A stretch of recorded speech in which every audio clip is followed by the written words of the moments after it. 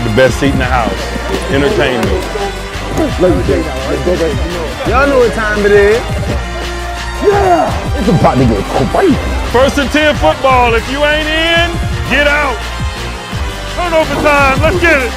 3rd down. What y'all cooking on back here? 20? Nice job. Come on, we gotta eat. Let's go. All in on 3. 1, 2, 3. All in.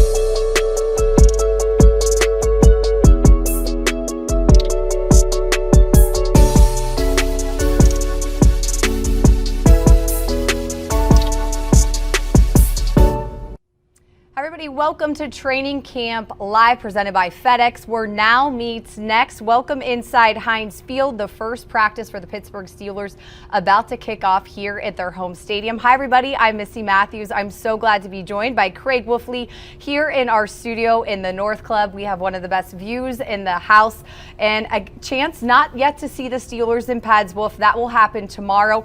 But, you know, training camp a little different as it was last year. What are you looking forward to for training camp 2021?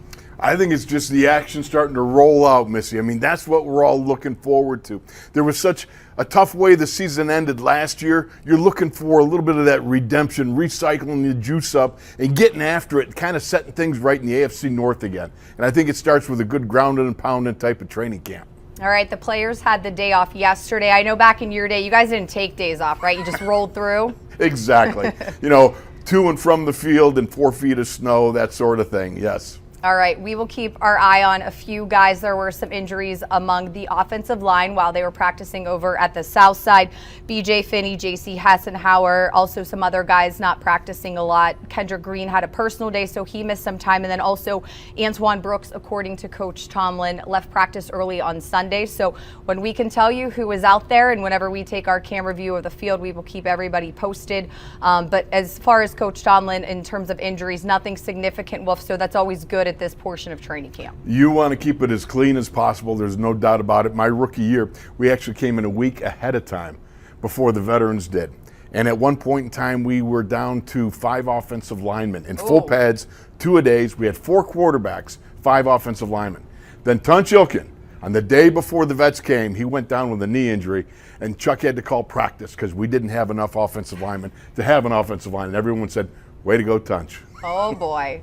All right, while I have you here, Wolf, let's briefly go through the Steelers' first depth chart. As Coach Tomlin says, you can write a story about it. It does not mean much. It is something he has to do previous to their first preseason game, which crazily enough is next week, the Hall of Fame game, which is going to be a huge weekend for the Pittsburgh Steelers. But here we see the offense, and I'm sure really no surprises to you, but is there anything that sticks out, good or bad?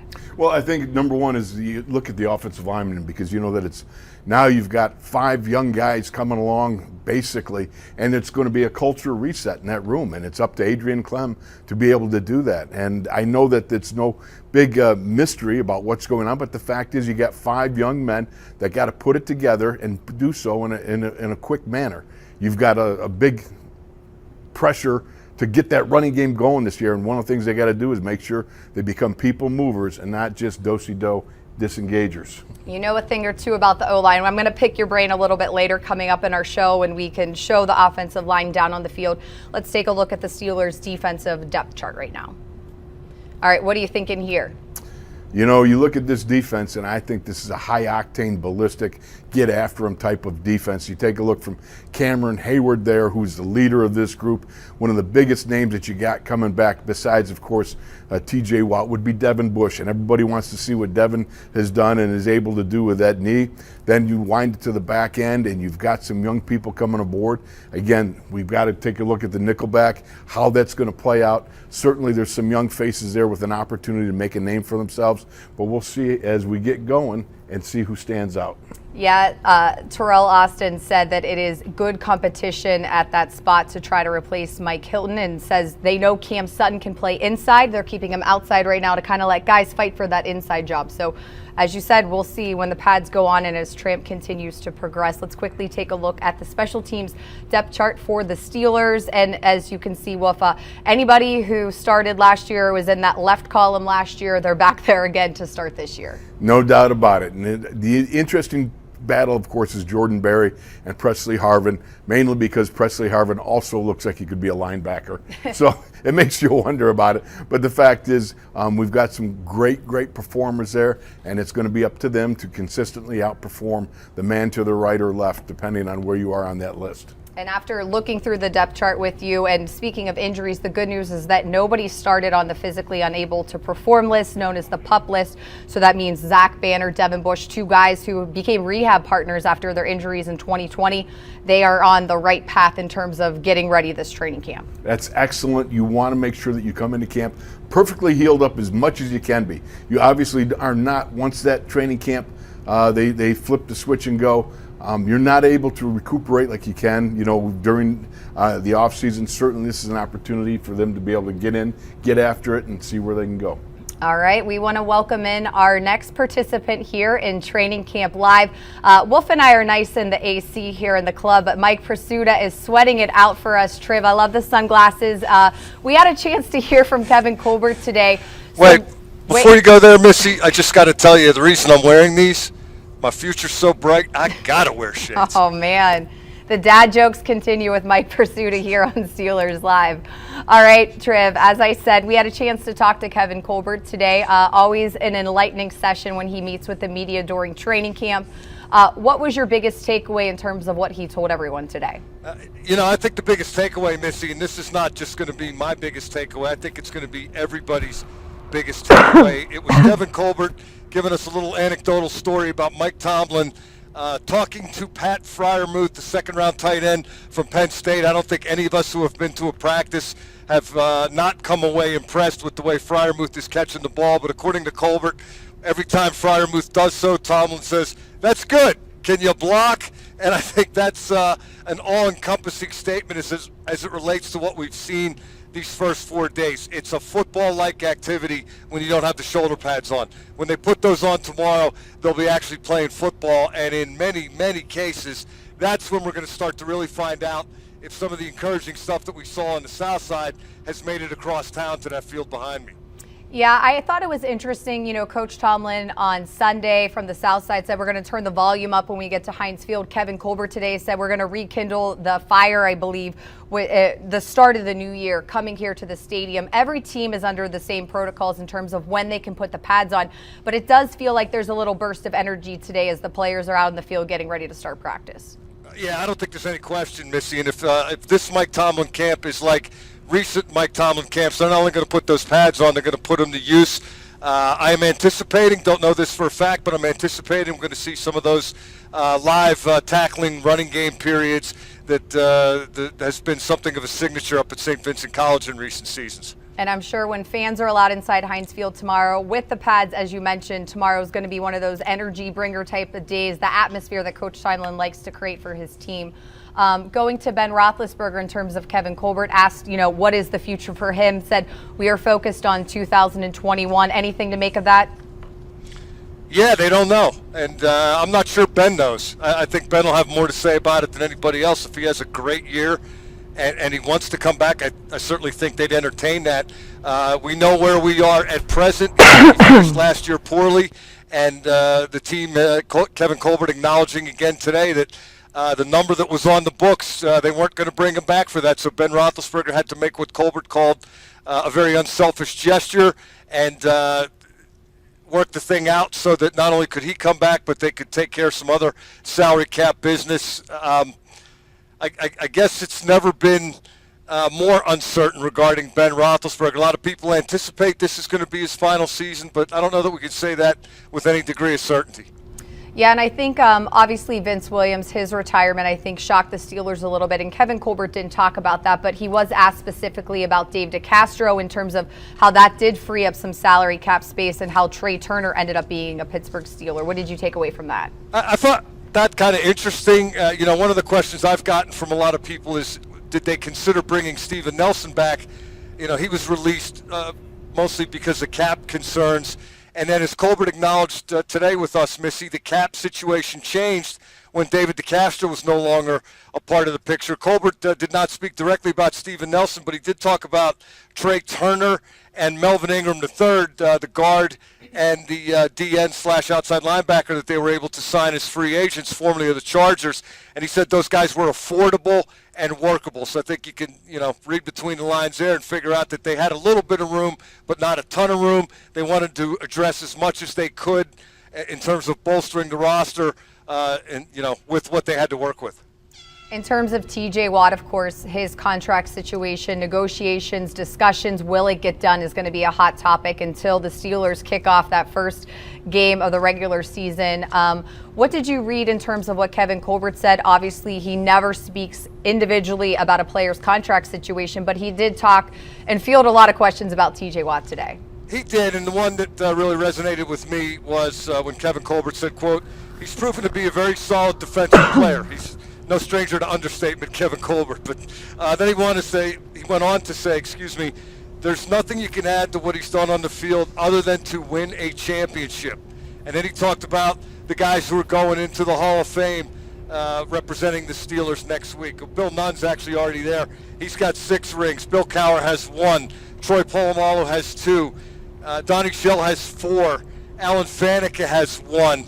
And then Kevin Colbert talked about the decision on the part of the organization to not offer contract extensions once a given season begins. Colbert said he doesn't ever see that changing. Everyone's focus should be on winning the Super Bowl. So he kind of laid it out pretty simply there. Yeah, they love TJ Watt. They would love to get him back, and there's nothing you can't say about TJ Watt except he's a Super Bowl champion member of the Steelers. So something to shoot for, no? Sure. Something more generically, he was asked about the roster makeup, and of course he said he did not feel like there was a position that lacked depth. It was more of proven ability. And of course, when you have a team where TJ Watt, I think, has the 6th most tenured years with the Steelers, who was recently just drafted, in 2016-17, you're going to have that. Now, what do you make? Is that kind of the theme of this camp, where it is a lot of opportunities for young guys, prove yourself and try to fight for those spots? Absolutely. We kind of backed into this. We talked about, these guys are going to earn their spots and earn their keep by being physical in the pads, as we addressed at the outset of my segment here. But there are a lot of areas on this team, at least from where I'm standing here between, I think, section 141 and 142. There are a lot of areas where you look beyond that starting depth chart, beyond the first team of that starting depth chart that you and Wolf just went over moments ago.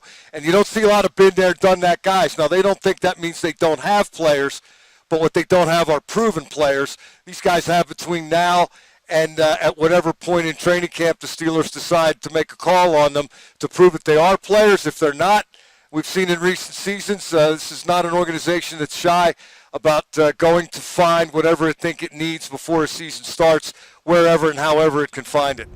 All right, I'm going to bug you with one more question from the Kevin Colbert session with the media. He was asked about Najee Harris. I don't think, Kevin could add anything that has not been said or seen by people in terms of what he brings to the team on the field. But he did say they were a little surprised how open he is with them, which was something that kind of perked my ears up a little bit. And of course, gave him credit for what he's doing, not only back home in California, but here in Pittsburgh in terms of giving back to the community. Did that also resonate with you? It did. I think anybody who watches college football on Saturdays knew who Najee Harris is. It's not as easy for a college kid to get involved the way Harris has ever since he was drafted by the Steelers. And I think that's just another check box in terms of the character of Najee Harris. I think we got a good dose of that when he drove 9 hours from Texas back to Tuscaloosa, Alabama, to watch Alabama's first pro day. I remember us talking about that in the springtime because he wanted to be there to cheer on his teammates, even though he wasn't going to participate because he had an ankle injury. This kid is amazing in a lot of areas. And, Missi, I'm going to go out on a limb here.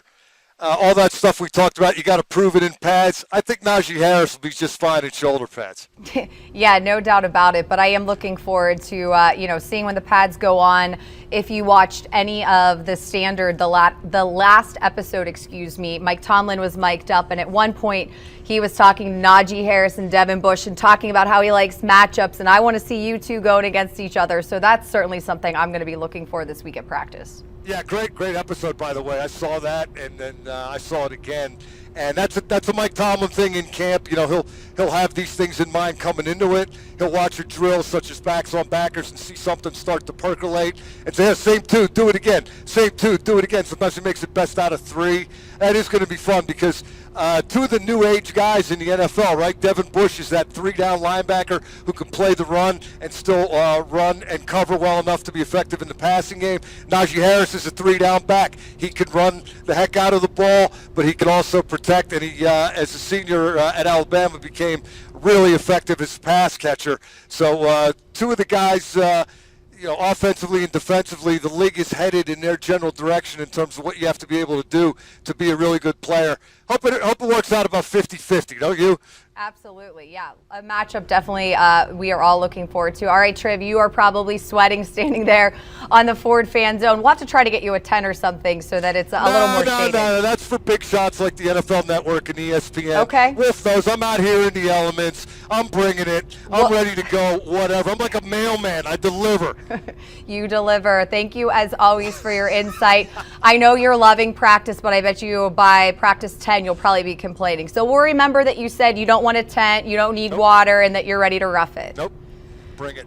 All right. Thanks so much, Triv. Appreciate it, as always. All right. Well, Triv had to bring percolation into his report there as he's sweating on the Ford fan zone. But I do want to talk to you about Ben Roethlisberger, because who doesn't love to talk about Ben? And Kevin Colbert today discussed, the fact Ben took a pay cut, restructured his contract so he could be here and so the Steelers can go out. What are you expecting from Ben, who says, by the way, his arm's feeling better than ever? Well, I think there's no doubt that one of the number one things that you want to have is make sure that Ben is rested. And I think he comes in rested, unlike last year, where, look, I've been through off season of rehab. You rehab your knee, and you're kind of like already tired going into camp because of the fact that you've been doing so much with your rehab exercises. You tend to overdo it. And I'll bet you Ben threw a lot more passes than what he let on as far as his rehabilitation went. So when he came into the season, and then they went on that 11-0 run, and then you had all the throw short, run long type of a deal going on, I think his arm really did wear down. You've got to have a running game to help back him up. And I think what I'm looking for from Ben is to come out and have complete quarterback mastery. Whether he's under center, whether he's taking the shotgun, whether we get a little misdirection and bootleg, because he's still, even at quote-unquote advanced age of 38, 39, he is still able to run enough to be able to do a little bit of misdirection and changing the launch position of some of his throws. So I look for him to be able to show complete mastery, including ball handling skills and being able to hide that ball and do some things just to give the defense a little pause for concern, both pre-snap and post-snap. All right, we are taking a live look, as you see here, down on the field of the other quarterbacks, and we went over the depth chart, but Ben Roethlisberger, then Mason Rudolph, Dwayne Haskins listed before Josh Dobbs. Again, not that you can make too much of this, but Coach Tomlin, was asked about Ben's schedule, which he is apparently keeping. At least he did at the South Side, full day, half day, and then day off. And he said it's a great chance to see the guys like Mason and Dwayne Haskins behind him to see what they bring. And Dwayne Haskins, one of those interesting offseason accusations. Oh my gosh. Acquisition, excuse me, as I can talk here today. I'm asking Wolf to help me. Of me, of all people, I know. He butchers everything. Oh boy, I'm having a day here. But yes, so, somebody the Steelers brought in that obviously has that first round pedigree, and somebody that they want to see, can he help the Steelers maybe in the future?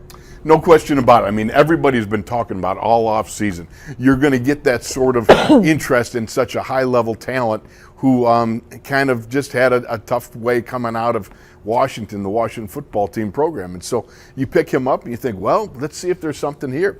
He has the opportunity to go out and perform. That's the best thing he could hope for. He's got a coach and a foundational group around him that are going to support him in his endeavors to do this. I look for him to be able to come out and give his best efforts. But let's remember, Mason Rudolph is the guy.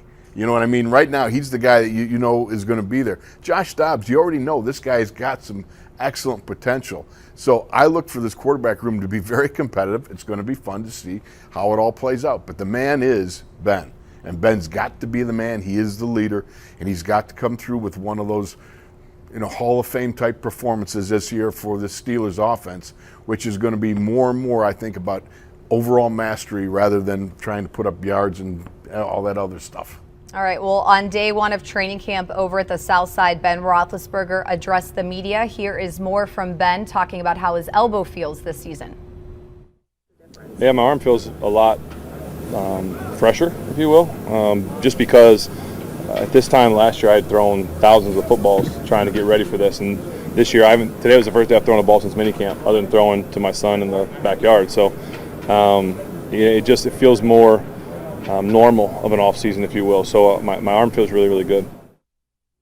All right, so not throwing as much coming off of surgery compared to what he did in 2020. And then also I loved, he said his daughter is helping him by making flashcards to quiz him on Matt Canada's new offense. So Absolutely. Even working at home, the more you can do. There you go. You got your family around. You're throwing go routes to your boy who is a young guy, so you don't have to launch that ball so far. You got your young lady there sitting there asking, hey, Dad, what's this? Boom, and you do the flashcards. That's all good stuff. It's kind of like back in the day I had, my daughters, I did flashcards when only it was math problems, and I didn't do so well. Well, good thing they weren't quizzing you, I do want to, in regards to Ben Wolf, want to ask you, when Maurkice Pouncey announced his retirement, do you think that maybe weighed into Ben's thinking? I'm sure, he takes time after every season to think for himself and what he wants to do. But when your center, your guy who, thick as thin, is no longer playing, do you think that weighed on Ben's decision? I think it weighed on him. I don't know that it weighed on his decision. Okay. I look at, and I say that because I too have, I retired before Tunch. We were very, very tight, as you know. And still, we are. I think it weighs on you, but you know that whatever your position is, whatever you got to do, you've got to do. And I think for Ben, especially finishing off a Hall of Fame career coming up, you can't finish like that. He's back. He wants it. I know that he's hungry as all get out. And I look for him to be able to regain that form and be the guy that he's been throughout his tremendous career. No doubt. And in terms of losing Pouncey, he wasn't just a leader on the O-line. He wasn't just a leader on the offense. He was a leader on this team. There's no question. That's going to be missed. But, leadership is not bestowed. It's earned. It surfaces on its own. You can point to guys, you can think about guys. Somebody will step up in that role, someone will assume that position, and someone will have that mantle of authority about him as he takes the reins in the locker room. But it's going to be Ben. Primarily, he's the guy. But whoever comes into a position, and it doesn't have to be that center position. I'm not talking about that because there's only one Maurkice Pouncey. Yeah. And he's going to be wearing a gold jacket someday. And I hope they don't hit him as often or put him to rest as much as Alan Faneca had to endure. Right, no doubt about it. There you see Joe Hayden as we're taking a live look down on the field. Definitely one of those veteran leaders as well in terms of the defense and, of course, the whole team. Matt Canada, as we have noticed during practice, likes to rock the cowboy hat, so he's always easy to spot, chatting it up with Mason Rudolph and Eric Ebron. As the team is finishing up their walkthrough, they're going to go into their stretch and warm-up period and into individuals, so we'll be able to show you guys a lot more as well. And you speak about leadership, and TJ Watt was asked about that, over at the South Side, of being able to step up, and Coach Tomlin said, TJ doesn't say a lot, but he doesn't need to, but when he does, it is weighted, and his words mean something. What have you seen from TJ in terms of him growing up and maybe taking on that leader role? I think he's the Buford Pusser of the Pittsburgh Steelers. Walk softly and carry a big stick. I look at this young man who, just watching him evolve and develop, he is absolutely a quintessential leader, much in the Mike Webster vein, where there's not a lot to be said. It's the performance week in, week out, day in, day out, that you marvel at, his high level of consistency. That's what Mike Webster established way back in the 80s and 90s, 80s and 70s. Boy, am I dating myself. and TJ Watt has simply taken up that sort of mantle and established himself as a consistent performer who shows and shines week in and week out. And you got to love guys like that, because I will tell you that the talkers are a dime a dozen. The walkers, they're quiet and there's a few, but the guys that can talk and back it up with the walk, those guys are something. And it doesn't have to be a lot of words, but it's got to be a lot of performance, and that's what TJ Watt brings. All right, and there we see number 51. That is Trey Turner, a new addition. When he spoke to me, he's like, guys, I've been here for like 4 days, not 4 months. I'm trying to learn. But let's take a listen to what Trey Turner said to the media over on the South Side following practice this weekend. All right, we're going to get to that in just a little bit. But here is TJ Watt, who we were just talking about. And, I am interested as well, Wolf, to see what happens on the other side. The three-man rotation obviously worked last year. That's how Alex Highsmith cut his teeth in the NFL. And bringing in Melvin Ingram, it is weird to see an outside linebacker wearing number 8, but I think we should get used to it. No doubt about it. Melvin Ingram is a high-level performer. Yes, he had the knee injury last year. Yes, he's suffered a little bit and his playing time has been reduced. But he's always been impactful whenever he's been employed in that position of rushing. And I look at this too. This gives Keith Butler something else to play with. 3 guys that can bring it. I watched some tape on Melvin Ingram that I hadn't seen, but he moved around on the inside too on pass rushing. And with Vince Williams retiring and his blitz ability, maybe some of that can be put onto Melvin Ingram from the inside. You can move him around on the inside. I saw him dump a guard on his keister, and it was a nice rush by him. So I look forward to seeing what Melvin Ingram can bring, because certainly he's going to spell on the outside, but he can be used in multiplicity of ways. All right, and here we see the warm-ups. Very exciting, but there is Melvin Ingram. Looks like he is next to Robert Spillane right there, going through this portion. And, he sounded like he was so happy to be here in Pittsburgh. A 1-year deal for him, but just the opportunity, and said no hard feelings against the Chargers because, they gave him what he had before he came here to Pittsburgh, but he sounded like he was really excited to be here and to learn, and was very complimentary of TJ, as was TJ, who had a chance to watch a lot of Ingram when he watched his brother Derek when he was with the Chargers. Exactly, and Missi, who doesn't want to be a Pittsburgh Steeler? All right, I'm just going to say it, okay? Absolutely, this is a young man who I think brings a lot of value here, but if you're going to not end up with the team that drafted you or be with them early on, this is such a storied franchise. It speaks so highly that the Steelers would reach out and get him, and I think he's feeling that love right back at him, knowing that his value is being appreciated by the coaches and by the scouts. And so certainly I think he's going to be a guy that's going to add a lot of good pass rush and a lot of hurries to the coming season, shall we say. All right, and maybe he didn't have his best campaign in 2020, but as I said, Melvin Ingram happy to be in Pittsburgh and also feeling like a kid again. Let's take a listen to a portion of his media availability. I feel 18, actually. Yeah, so I guess I'm going back. Yeah, I'm still a kid, man. I still got a lot left in me. Why do you say that? Oh, I love football, and my body feels great. Had an injury last year, but that's a part of the game. It's a physical sport, and right now I'm 200% healthy, so I feel amazing. Like a kid in the candy store. He's happy to be here. All right, I do want to ask you about the retirement of Vince Williams, kind of on the eve of training camp when Ben Roethlisberger was asked about it. Wolf, he said, I just talked to Vince a few weeks ago. We were both ready to get it started. But when we talked to Keith Butler, he said, I kind of understand it. You just reach a point where you're done. So what did you make of Vince retiring right before camp started? We've often said, and Tunchilkin is one that also agrees, we've had this conversation, guys really decide on whether or not they can play another year by whether or not they can survive another training camp. And I think it really comes down to, for Vince, he realized that it was a moment in time where his body was not responding the way he desired it. He was not in the shape that he believed he needed to be in to be able to go out and compete and give a complete representation of himself. So I think he chose the right way for him. And he chose to step down and join the rest of us in retirement. We're going to miss you, Vince. I mean, he is a guy that was a heart and soul. He was a firebrand. He was one of these guys that I called, and Chaluch also talked about being old school. I mean, because he had that mentality, that attitude. And when he walked the zone up to kickoff, that 72, 48 hours before kickoff, you loved watching him and listening to him because he really brought that old school type of preparation mentally, physically, and spiritually to the game.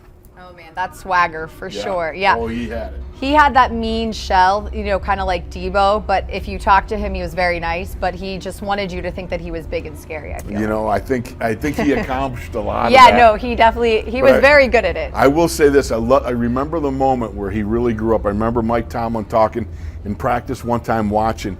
He was about to get in yet another scuffle as his second or third year in the league. And I remember Mike yelled out, and all of a sudden Vince pulled off, and I heard Mike say, well, somebody's growing up, meaning Vince, because he knew. Yep, he knew. All right, let's take a listen to Coach Butler, the defensive coordinator, about how to replace Vince moving forward. Yeah, I think Spillane has done a good job for us last year, and he'll continue to do a good job. 55 should be ready to play, so we're counting on him being ready to play, and I think he'll be ready to play. So there's a couple more guys that we drafted, some young guys that we want to see in pads.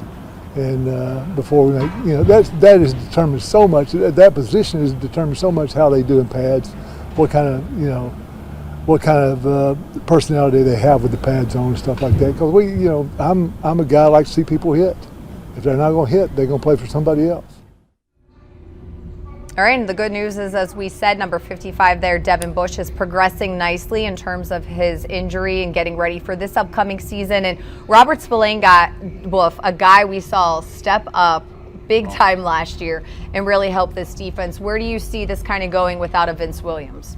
Well, you're going to see the opportunity for a Buddy Johnson to be able to make an impact, maybe a UG3, Ulysses Gilbert III, guys like that being able to step up, have that opportunity to play and be able to get the job done and show their wares. I mean, these are guys that they're going to pay the rent, as Mike Tomlin calls it, by playing special teams.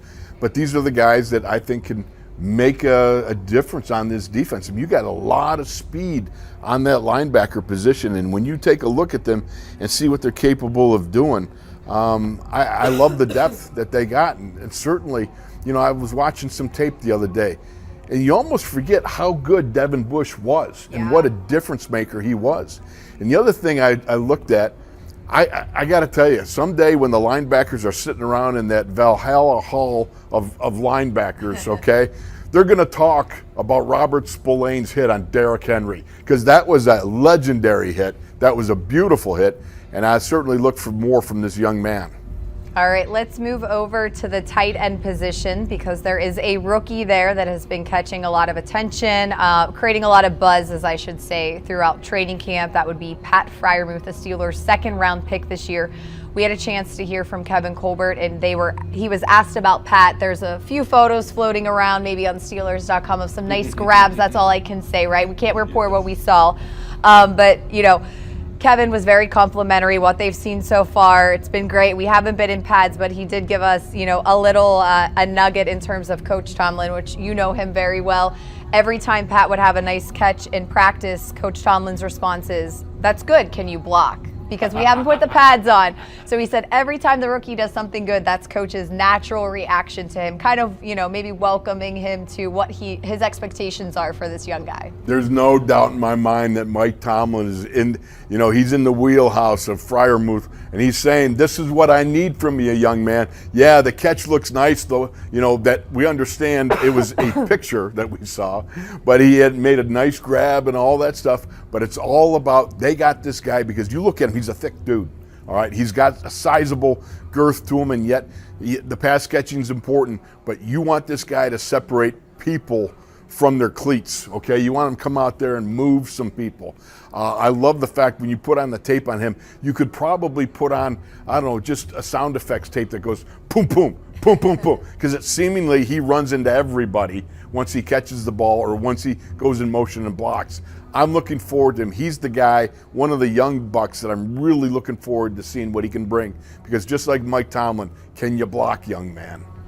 And I do think there is a lot of pressure on him. Obviously, I think every rookie is looking to make an impression. Najee Harris, you draft him in the first round, you expect him to contribute to your offense. But going second round, for a tight end, a position that I feel the Steelers, ever since Heath Miller retired, has not exactly been able to maybe figure out exactly how they would like to. And this is a guy that, not saying he's going to be the next Heath Miller, but does have the potential, like you said, to maybe create some red zone options down there for Ben Roethlisberger. And, based on the college tape, as you said, need to see the pads go on. But do you also see maybe the Steelers incorporating him and Eric Ebron at the same time, too? No question about it. I think a 2 tight end set is going to have some obvious possibilities for Matt Canada to be able to tinker with and play with, as long as you, young man, you can block. That's the thing about it.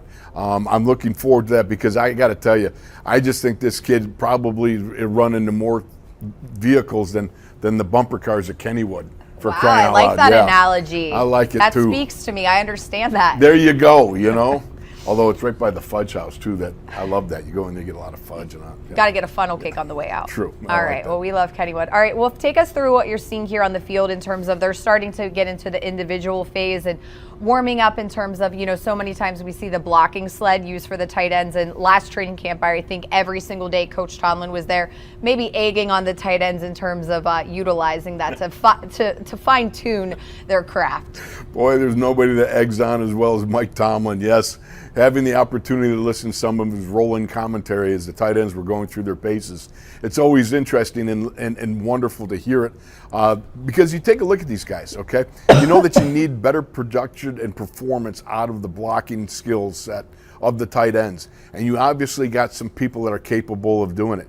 I mean, you got Zach, you got Ebron can pick it up a little bit, because I know Mike Tomlin was especially kind of a little bit on him about his blocking. We know you can catch. Can you block? And right now they're working a little bit with the tackles. Primarily some of the zone blocking schemes that they'll work on. You've got to develop that sort of ESPN sixth sense, where you're working with somebody. You and I are working side by side. The two of us blocking one person, but then one of us has got to come off and get the second level. And so you got to really work together a number of times to be able to get a feel for who's going to make that move and what it looks like, and so you just do that over and over and over. And it's kind of like, I always used to say, it's like varnishing a wooden floor. You put a coat on it, you let it dry, and another one, you keep hardening it, it gets better and better and better, and that's what they've got to do. It starts today with conducting those skill sets. Of course, everybody on the offense will contribute in some form or fashion to the run game, which is something it has been made very clear this offseason is a top priority. It was one last year, and then finishing last in 2020 in terms of rushing, no go there. What do the Steelers need to do to get back to that and to not finish in the very bottom, really, in that category? Exactly. One thing is going to be right away is that you need to have a demeanor check. And I love this. Adrian Clem said it. I'm looking for guys with demeanor. Demeanor is a 2021 euphemism for 1980 play. Okay. I want to move people. I want people movers moving people. And that's what I think he's talking about with demeanor and doing it with, there was a certain way of it, the way it was done back in the day, with a little bit of angst, a little bit of, a little nasty, getting your grr on, that sort of thing. And I think that's what he's looking for. You reset that culture in the offensive line room about being able to move people, not have the back move them. If you go back to the Lev Bell era, Lev Bell kind of moved the defense, and the offensive line stayed on and would and in many ways just shield or pick them like in basketball.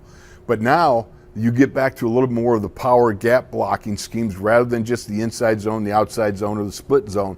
The gap blocking schemes, they are about rolling the line of scrimmage back, and I think we need some of that. You need a fist in the chin. You need to put your face in there and get after it a little bit and move those guys and make them afraid of your power.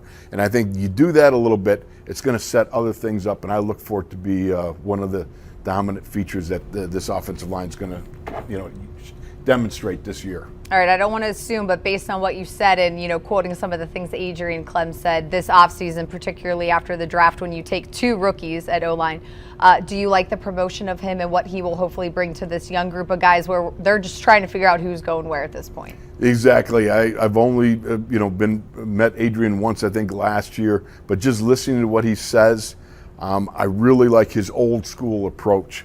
I understand, with Lev, again, it was about being able to engage and then stay on your feet and be with the guys, and move with them. But this time, now you got Najee. Najee's got great see-do.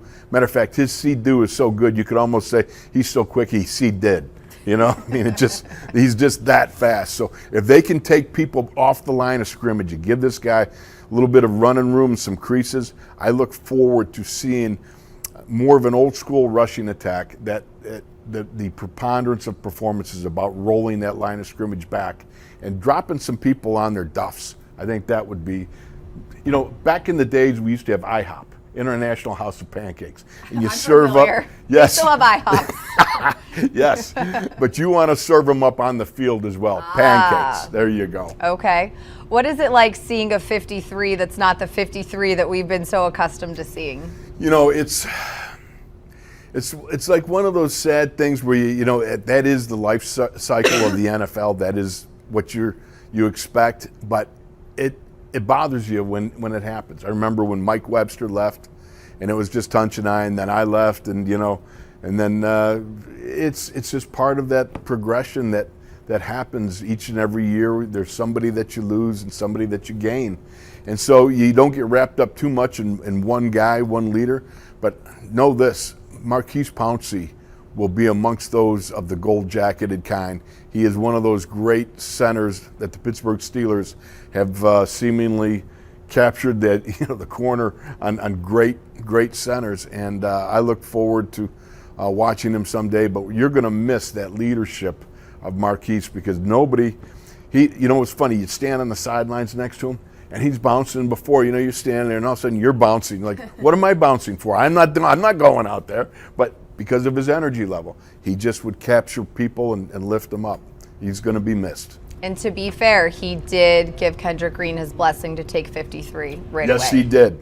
And that was enormous on his part, because there's a lot of people that would say, no, you can't give that jersey away, blah, blah, blah, and Marquise, I think that's just ginormous that he would be, that gracious, because that's a big number. Yeah, for sure. And as Ben said, no one can fill Pouncey's shoes, but getting a chance, and what Ben had said over at the South Side, to work with Kendrick, first team reps. Coach Tillman said he is going to start at center for the Hall of Fame game as they try to figure out what's happening there. But Ben said the good news was there were no fumbles, so he said a clean day, he'll take that.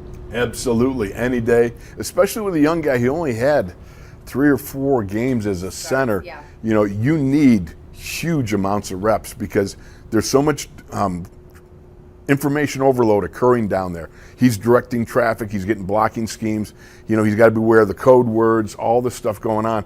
It can get a little confusing down there, and certainly for a guy who's lacking a little bit as far as repetitions in the tank at center, you want to get all the reps you can get. He's going to be good, no doubt in my mind, but he needs all the reps he can get. All right, well, we are in luck because today General Manager Kevin Colbert spoke at length about the O-line, what he sees in terms of this group, and then individually talked about some players as well. So let's take a listen to Kevin. Yeah, we knew it was going to be a transitional period.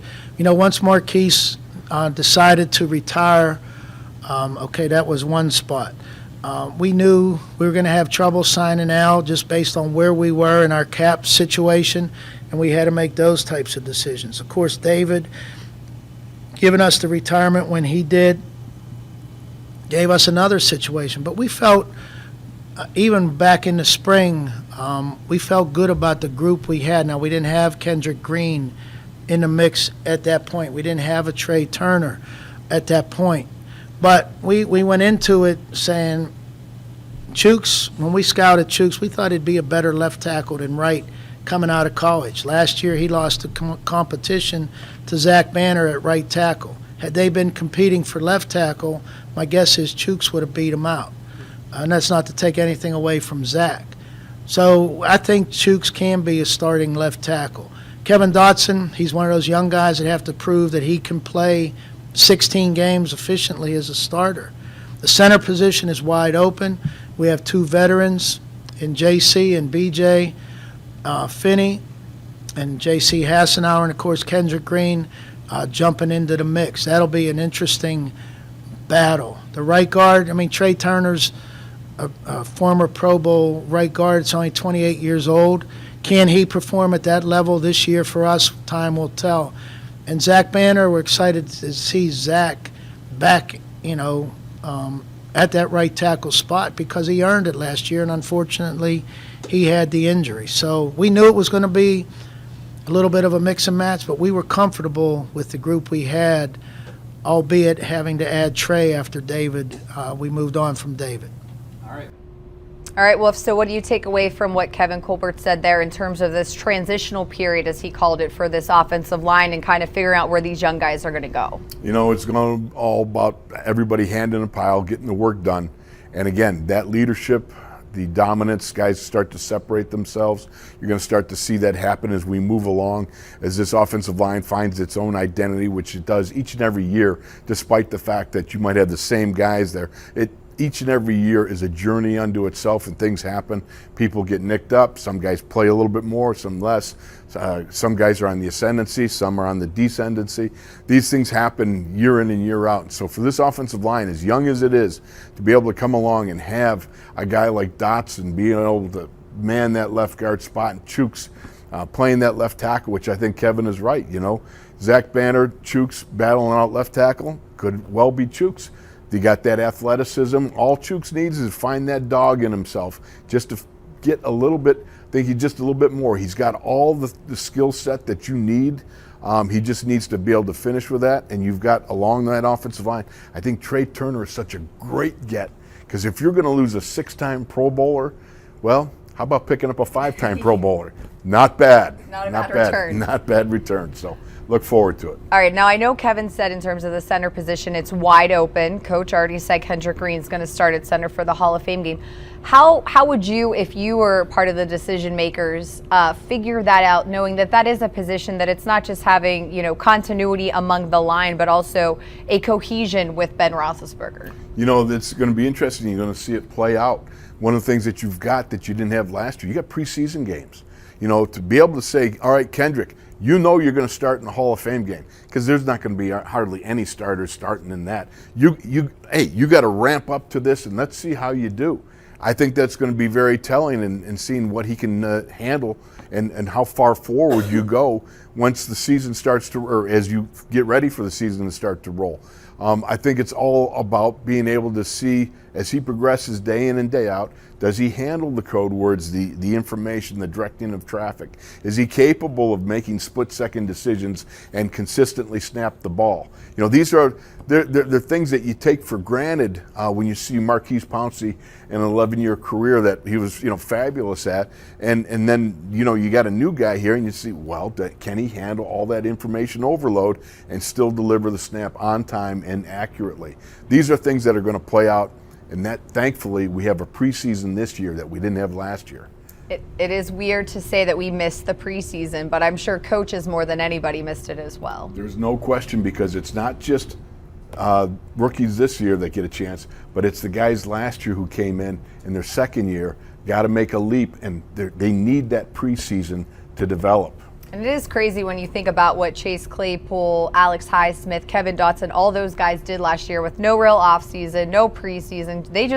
They met here at Heinz Field, and then, bam, you were in the middle of a regular season and playing for games that count. Missy, there's no doubt about it. I mean, what they accomplished last year was remarkable in my mind. I know that a lot of people say, well, we don't really need, you know, all that like we did in the years past. I say baloney. You need it. You might have an aberration of a year where some guys can rise above and perform at a level that's not only acceptable but exceptional.